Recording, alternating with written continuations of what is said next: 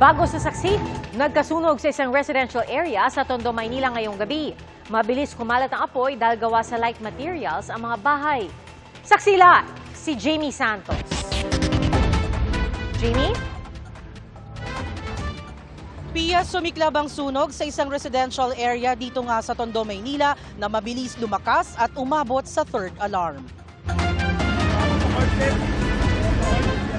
Rumesponde ang mga bumbero sa sunog sa Sevilla Extension kanto ng Perla sa barangay 121 bandang 7:43 ng gabi. Mula first alarm, agad itong itinaas sa second at kalaunan third alarm, makalipas lamang ang ilang minuto. Mabilis kasi nagkumalat ang apoy sa lugar na isang residential area. Kita sa kuwang ito ng isang residente mula sa mataas na pwesto ang laki ng apoy at kapal ng usok na lumalamon sa mga bahay. Sa gitna ng kaguluhan, kanya-kanyang sagip ang mga residente ng kanilang mga maisasalbang gamit. Ang iba naman, pumesto na sa labasan para makalayo sa sunog. Dikit-dikit ang mga bahay sa lugar na karamihan ay gawa sa light materials. Kaya mabilis ding nilamon ng apoy ang mga ito. Todo puwersa ang mga bombero sa pag-apula ng sunog upang maiwasan ng mas malawak pang pinsala. Ang ibang residente tumulong na sa mga bombero. Kanya-kanyang igib at salok ng tubig para maibuhos sa mga nasusunog na bahay. Kasi po nahirapan din po sila pagkakait sa may bubong po. Mabilis po, alos lang, minuto lang rin na ano. Siguro kung medyo umano pa yung ilang minuto pa, mawawas out yung isang block na ano. Pia 9:49 ngayong gabi nang ideklara ng Bureau of Fire Protection na fire out na nga itong sunog. Patuloy nilang inaalam ang sanhi nito. At live mula rito sa Maynila, ako si Jamie Santos, ang inyong saksi. Patay ang 18 anyos na estudyanteng angkas ng motorsiklo matapos masalpok ng ambulansya sa Cebu City. Nagulungan pa ng ambulansya ang biktima matapos siya mahulog sa motor. Saksi, si Femari Dumabok ng GMA Regional TV. Napaiyak na lang ang babaeng yan nang makita ang bangkay ng 18 anyos na babaeng estudyante sa Archbishop Reyes Avenue flyover sa Cebu City. Nasawi ang estudyante matapos bumangga ang sinasakyan niyang motor sa nakasalubong na ambulansya pasado 2:00 ng hapon nitong April 14. Ang masaklap pa, pagkahulog niya sa motor, nagulungan siya ng ambulansya na nagdulot ng matinding pinsala sa kanyang ulo. Kritikal naman ang kondisyon ng kanyang kaklase na nagmaneho ng motorsiklo. Batay sa investigasyon, patungo sana sa paaralan ang dalawang estudyante nang mag-counterflow ang ambulansyang maghahatid sana ng pasyente sa Cebu City Medical Center. Sa tindi ng salpukan, wasak din ang harapang bahagi ng ambulansya. Tumangging humarap sa kamera ang kaanak ng biktima. Pero pag-uusapan pa nila kung makikipag-areglo sila sa ambulance driver. Nasa kustodiya na rin ng Traffic Enforcement Unit ang driver ng ambulansya para sumailalim sa investigasyon. Sinusubukan pang makuha ang kanyang pahayag. Sa post ng BFP Cebu City, nagpaalala sila sa lahat ng emergency vehicle driver na iwasan ang pag-counterflow. Ngunit kung kinakailangan man, dapat itong gawin ng may matinding pag-iingat. Bunsod ng nangyaring sunod-sunod na disgrasya sa lugar, irerekomenda ng Cebu City Transportation Office na ipagbawal ang pagdaan ng mga motorsiklo sa flyover. Ako si Femari Dumabok ng GMA Regional TV, ang inyong saksi. 3 arestado sa Drug Rehabilitation Center na sinalakay ng NBI sa Cavite. Sinaktan at inabuso umano ang ilang pasyente. Saksi, si John Consulta, exclusive. Pinasok ng mga ahente ng National Bureau of Investigation National Capital Region ang rehabilitation center na ito sa Silang, Cavite. Bakit po? NBI kami, NBI. Mais ka, NBI kami. Buka dyan. Sa kalawang palapag ay dinatnan nila ang nakakandadong rehas na pinto. Nang mabuksan ay nakalabas ang isang 15 anyos na biktima umano ng illegal detention at pang-aabuso. Nailigtas din ang isang 18 anyos.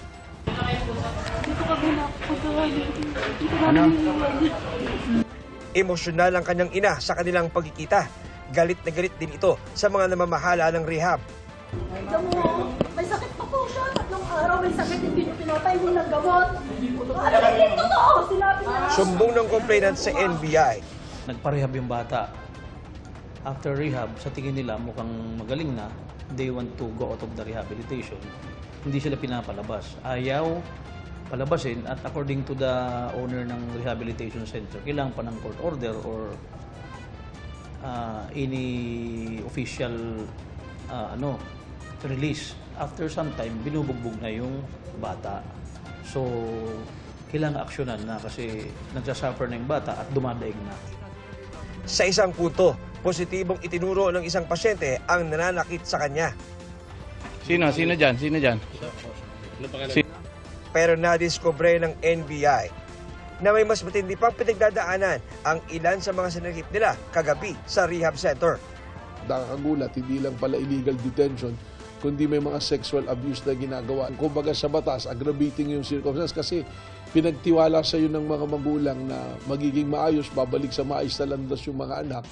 Yung pala, doon pala naging biktima pa ng pang-aabuso at lalo pang inilagay sa sitwasyon na maaaring magsadlak lalo sa masamang gawain at sa pagiging dependent sa pinagbabawal na gamot dahil sa naranasang trauma. 3 ang arestado, kabilang ang manager ng drug rehab center na tumanggi magbigay ng pahayag. Pero ang 2 hinuli, todo pakiusap sa complainant. Hindi naman po ako empleyado sa rehab. Isa rin po akong pasyente na nagvo-volunteer. Hindi naman po ako sumusweldo. Wala akong kontrata. Gusto ko lang tumulong. Pero ngayon, naiipit po ako sa ganitong sitwasyon. Sana mapatawad mo ako. Hindi ko naman sinasadyang gawin yun sa iyo. Serious illegal detention at saka sexual abuse, rape, yung may mga rape din na nangyayari. Kasi na-identify talaga nung biktima, yung mga gumawa ng pang-aabuso sa kanya. Sa loob mismo ng rehabilitation center, at yan, hindi lang isang beses. So, at kung ilang beses ginawa, so kung ilang beses ginawa yan, isang kaso yan. Hindi lang natin sila kakasuhan at ipapasara rin natin itong rehabilitation center na ito. Hinihikayat ng NBI ang iba pa mga posibleng naging biktima ng naturang rehabilitation center na magtungo sa kanilang tanggapan para maghain ng karagdagang reklamo. John Consulta ang inyong saksi. Nanawagan ang ilang grupong lumahok sa protesta at tigil pasada ngayong araw na ibalik sa mahigit 50 piso kada litro ang presyo ng petrolyo. Sinimula naman ng gobyerno ang service contracting program para sa mga pampublikong sasakyan. Saksi si Chino Gaston. Sa mga larawang ito, binunton ng mga driver sa Balate, Maynila ang kanilang inis sa sunod-sunod na oil price hike mula nang sumiklab ang gyera sa gitnang silangan. Pinagtatapakan nila ang mga larawan ni na US President Donald Trump, Israeli Prime Minister Benjamin Netanyahu at Pangulong Bongbong Marcos. Kasali ang mga driver sa malawakang protesta ng mga tsuper ngayong araw. Panawagan ng grupong Piston. Kahit tanggalin mo yung 20 pesos, mananatili pa rin siya na 135 pesos per liter. At halos 90 sa presyo ng gasolina. Kaya tingin natin ay hindi nararamdaman ng mga driver. Ipabasura itong old regulation law, pagtanggal ng sales tax at pagtanggal sa VAT at kagyat na i-rollback sa 55 pesos. Hindi na masada ang mga miyembro ng grupong Manibela mula alas 7 ng umaga hanggang alas 5 ng hapon. Hindi na po talaga namin kaya yung sobrang bulusok ng pagtaas po ng presyo ng petrolyo. Kahit anong gawin po namin na maghapon pamamasada, makakauwi na lang po kami sa aming pamilya ng 150 to 200 pesos. Batay sa Mean of Platts Singapore o MOPS, sa nakalipas na 2 araw, bahagya ng bumaba ang pandaigdigang presyo ng petrolyo. Yan ay kahit pabigo ang peace talk sa pagitan ng Amerika at Iran at kahit nagdeklara ng sariling naval blockade si Trump sa Strait of Hormuz. At kung magtuloy-tuloy ang pagmura ng langis sa MOPS, posibleng mag-rollback o kaya hindi gumalaw ang presyo ayon sa Department of Energy. Medyo steady pa siya. Hopefully they don't do anything very drastic or very violent. Kasi pag halimbawa, pag tinamaan yung isang barko doon, then the market also reacts, no? Umaakit din yung presyo sa international market. Pero hinihintay pa rin ng Department of Energy ang presyo ng bentahan sa world market hanggang Biyernes bago magbigay ng estimate para sa susunod na linggo. Kung ano ang kalalabasan na diferensya, halimbawa tumaas this week compared to last week, ang averages nung 5 days na mga trading, yun ang magiging adjustment natin for the incoming week. Simula na rin ang 2 linggong service contracting sa mahigit 30,000 pampublikong sasakyan sa 40 ruta. Sa amin ng diesel, sa amin ng boundary.